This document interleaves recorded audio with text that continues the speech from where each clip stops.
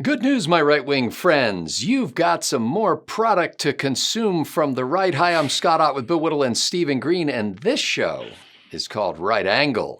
Thanks to the members at BillWhittle.com. But gentlemen, we have some competition and we say bring it on. There is a new right-wing network in the offing. The first show that's going to be part of this burgeoning network is supposed to appear this week as we record this. It is called Right Now with some guy named Stephen Kent. I'm sure he's very famous on the right. I just have never heard of him. The network itself is called Rightly, and Stephen Green, that's all you need to know because you don't want to know the part about it's part of Al Jazeera and it's funded by the government of Qatar. Yeah, it's all about the money, honey. Listen, Al Jazeera tried and failed 8-9 years ago now to get into the U.S. TV market. I don't know if you remember this, but failed presidential contender and former Vice President Al Gore started a cable network back in 2005, I think, called Current TV. Oh, yeah. And yeah, it was like, remember when MSNBC first started and it was, I don't know, it was shot on like some guy's handy cam in a garage. Current TV made that look big budget. Except whereas MSNBC in the early days tried to be middle of the road or even kind of center right before it got all woke and progressive, Current TV was it was hosted by almost nothing but third-rate ripoffs of Rachel Maddow. It was just not good. Well, it's what you expect to get out of Al Gore. Al Jazeera bought Current TV in 2013 and tried to wrap Al Jazeera America into that to make it a thing. They bought the bones of the network so they could get into the cash-rich American ad market. And it didn't work. It did. You can't save anything Al Gore built. It can't be done. Ask his scale. So they're trying again. And what they know is if they're trying to do this in a conservative leaning way instead of a left leaning way is that conservatives are hungry for content. We are starved. If you're woke, if you're progressive, you know, it's the biggest smorgasbord of entertainment you could ever want. It's the hugest selection of news you could ever imagine. Everybody is tailored to your wokeness. And oh my gosh. In fact, the stuff you don't even want to read or want to see, they can those actors. Amazon won't even sell those books. So, you don't even have to worry about maybe seeing the wrong thing. But what this means is conservatives and right-leaning libertarians are hungry for almost anything. We get one actor 15 years ago who was kind of on the no longer in the peak of his career, even though he's a great actor. And I'm talking about James Woods here, who comes out as conservative, and we're like, we flock to him. Yes, there's somebody whose name we recognize, and he's one of us. It's a miracle.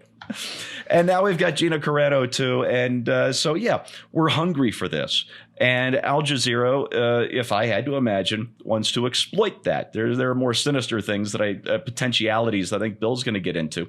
But there is a hunger for news and entertainment on the right, an appetite that is not being fed by Hollywood or New York or Washington. I saw how badly they blew it last time, and I'm pretty sure they're going to do it again. Bill Whittle, does it really matter who funds this thing? I mean, when you get right down to it, conservative ideas are conservative ideas. And what do we care whether it's Russia Today or Al Jazeera funded by the government of Qatar who's producing this stuff? Fundamentally, people, as Steve indicated, have a hunger to hear views that align with their own. Do you think people are going to flock to Rightly from Al Jazeera? Well, first of all, let me say to our newly arrived conservative friends, give them the traditional conservative greeting of, Allahu Akbar. The thing about this is this: the organization that is paying money for them to be on the air is an organization that I do not think is friendly to the principles of the United States.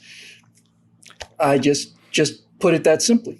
I have seen programming on either RU or Ruptly or whatever you want to call it, but it's basically Russian the Russian state is sponsoring this TV, and they do a lot of programming in English. And I've watched this very carefully, and I've seen them make kind of an effort to say like, "Oh, we're trying to be fair to America," and and here's another reason why this country is the worst place in the world. But we're reporting it to you fairly and accurately. Look, Russia is not our friend. And what's good for us is not good for them. And the same is true for Al Jazeera, and the same is true for China. And that's okay. It really is okay. It doesn't mean that they're horrible people. They mostly are. But nevertheless, it's okay. It really is. It's just that you have to understand that these existing relationships are out there. And there's no way on earth that an organization is going to pay for something that is going to harm their own interests by benefiting ours. China, if you just look at China's interaction with Hollywood, everything that China demands from Hollywood is stuff that's good for China. China never steps in and demands that Hollywood do something that's good for America at the expense of China. That's not how it works. So while I am extremely grateful to have other conservative people out there, and I mean this from the bottom of my heart, I have no doubt that the people involved with it are good, honest people. And if it turns out they are honest people, then they're doing the show because they've been granted assurances that they'd have free reign to do it the way they want to. If they're American patriots and somebody said, we're going to be a front for this, then they turn it down.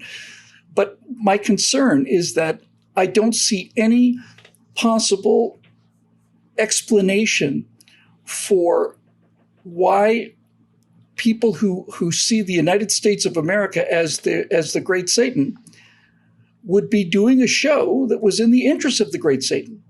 It doesn't make sense to me. And so I'm suspicious and guardedly suspicious. I'd like to be proven wrong.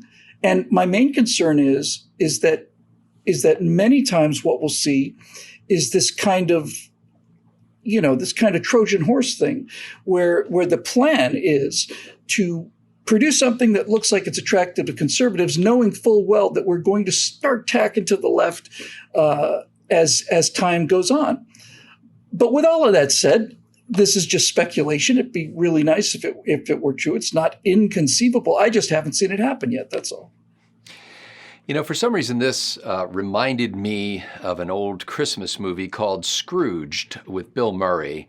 And there's a scene in that movie where somebody, and I'm going to loosely say, I haven't seen the thing in 20 years, but I'm loosely interpreting this scene, where one of the characters says, look, we've got some research that shows that about 65% of house cats are watching television. That they're actually, when their owners are watching TV, they're watching TV. When their owners are not in the room, cats are watching television. Now, Bob, I'm not saying that we need to start making TV shows for cats, but if we could just have maybe like a leading character in one of our shows who had like a little piece of string hanging out of his pocket, or just a little something for the cats, just to feed them a little bit with something they like. This is what this looks like to me, that conservative commentary is entertainment and there's a market for it. And I want to get a piece of that action. I want to get in on that market. So the people at Al Jazeera say, let's just say they don't even care to manipulate us politically, but they just want to get a financial piece of that action. These ideas that I hold dear, that you hold dear, are considered to be a product by some people.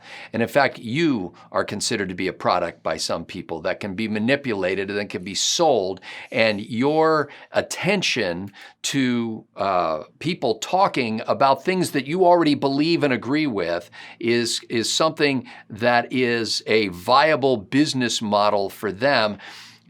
It's not the heart of who they are. Now, I'm not saying there's not some guy over in Doha who's thinking, you know what, we really need to do more to promote these great ideas of individual liberty and constitutional rule of law and equal justice and all that kind of stuff. I'd be pretty skeptical about that. It just bothers me that these people are looking at the ideas that I think are foundational to a happy society, and they're thinking of it in terms of cash flow. Like this could really work. This could generate some more for the bottom line. I'm not saying I would never look at a show that was on Al Jazeera's funded network, but my antenna would be up and twitching the entire time, which I guess is how I watch all news commentary programs anyway. So it's probably not that big of a difference. It makes me wonder, though, why there aren't more substantial stateside people who are looking at that market and saying, you know what, not only could we make some money doing this, but it's in the interest of our country to promote these ideas.